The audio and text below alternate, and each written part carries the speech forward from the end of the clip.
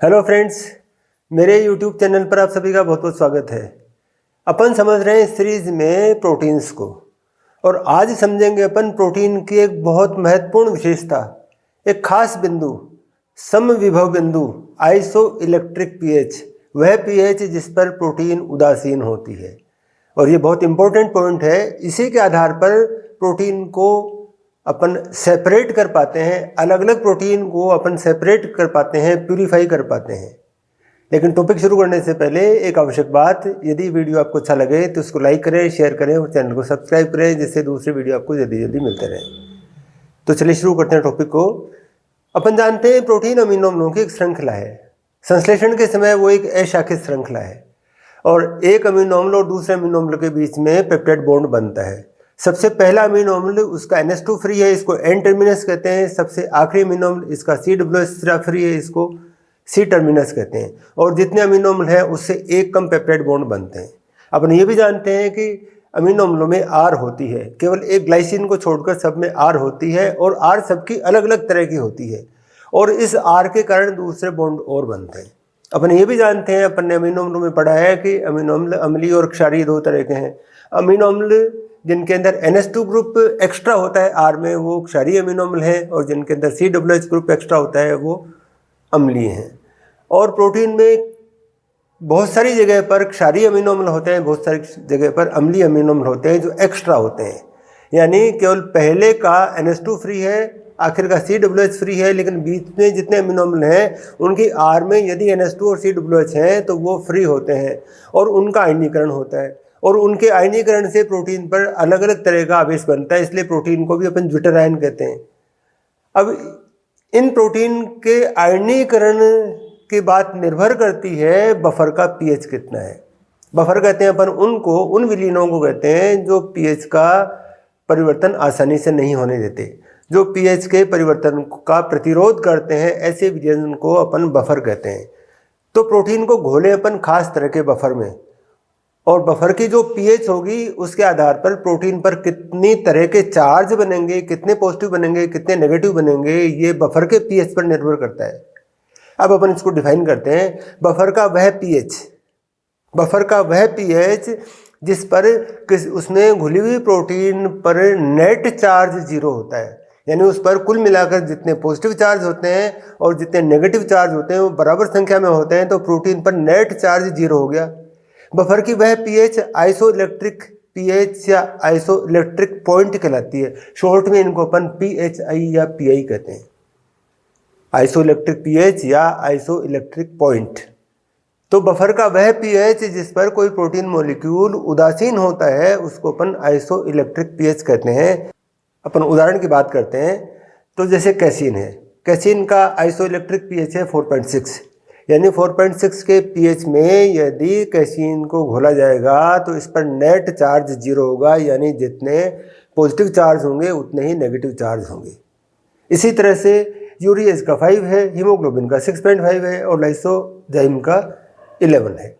ये इनके isoelectric pH है। अब मान लो ऐसा कोई बफर जिसका पीएच इनसे कम हो, जैसे यूरिएज के लिए पीएच मान लो अपन 4 कर दें, तो यूरिएज पर पॉजिटिव चार्ज डेवलप हो जाएगा। इस प्रोटीन पर पॉजिटिव चार्ज डेवलप हो जाएगा। जिन पर पॉजिटिव चार्ज डेवलप होता है उनको अपन कैटाइंस कहते हैं, यानी यूरिएज एक कैटाइन के रूप में बदल जाएगी। जो उदासीन था वो अब एक कैटाइन बन जाएगा। और यदि इसका पीएच अपन 5 कर दें तो इस पर नेगेटिव चार्ज डेवलप हो जाएगा, और ये अब की बार एनाइन बन जाएगी। यानी बफर का पीएच बदलने पर प्रोटीन पर आयनाइजेशन बदल जाने के कारण या तो चार्ज कम हो जाता है या चार्ज ज़्यादा हो जाता है। तो जिस प्रोटीन का जैसा आइसोइलेक्ट्रिक पीएच है, जिसका जितना भी है, उससे यदि कम कर देंगे तो वह प्रोटीन अब की बार कैटाइन में बदल जाएगा, यानी उस पर पॉजिटिव चार्ज डेवलप हो जाएगा। और यदि पीएच को बढ़ा दें अपन तो उस पर नेगेटिव चार्ज डेवलप हो जाएगा, यानी वो एनाइन में बदल जाएगी। ये इंपॉर्टेंट पॉइंट है, और हर प्रोटीन के ऊपर मेंशन्ड होता है कि उसका आइसोइलेक्ट्रिक पीएच कितना है। अब इसको सेपरेट कैसे करते हैं? अपन ने एक वीडियो बना रखा है इलेक्ट्रोफोरेसिस का। इलेक्ट्रोफोरेसिस के द्वारा अपन डीएनए के अलग अलग खंडों को, अलग अलग लंबाई के सेगमेंट्स को सेपरेट करते हैं। अपन आरएनए के अलग अलग लंबाई के सेगमेंट्स को सेपरेट करते हैं, किससे? इलेक्ट्रोफोरेसिस से।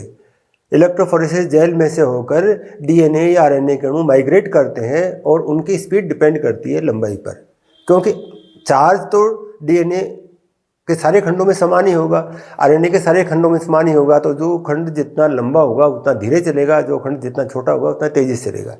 लेकिन प्रोटीन के साथ में बात थोड़ी सी डिफरेंट हो जाती है।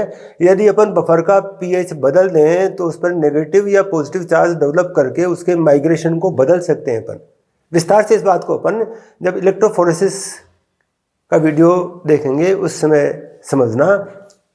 लेकिन यहाँ इतना समझ लें कि आइसो इलेक्ट्रिक पीएच की सहायता से प्रोटीन्स को आइसोलेट करते हैं और प्रोटीन का माइग्रेशन दोनों तरफ होता है। इसलिए यदि इलेक्ट्रोफोरेसिस के जेल की इस तरह से बात करते हैं अपन, तो डीएनए आरएनए के लिए अपन लोडिंग करते हैं यहाँ एक सिरे पर, और यदि प्रोटीन की बात करेंगे अपन तो प्रोटीन की लोडिंग होती है बीच में।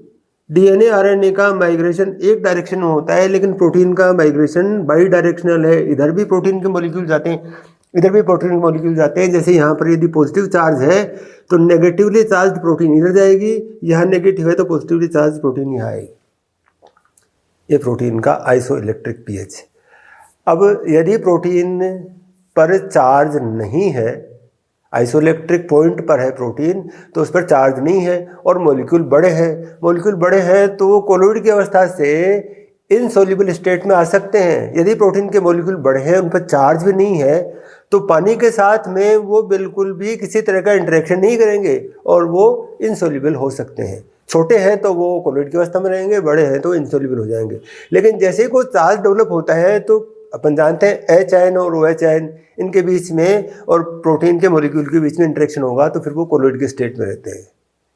ये प्रोटीन का आइसो इलेक्ट्रिक पीएच इंपॉर्टेंट है, छोटा सा पॉइंट है लेकिन बहुत महत्वपूर्ण है। प्रोटीन का इस तरह से आइसोलेशन किया जाता है।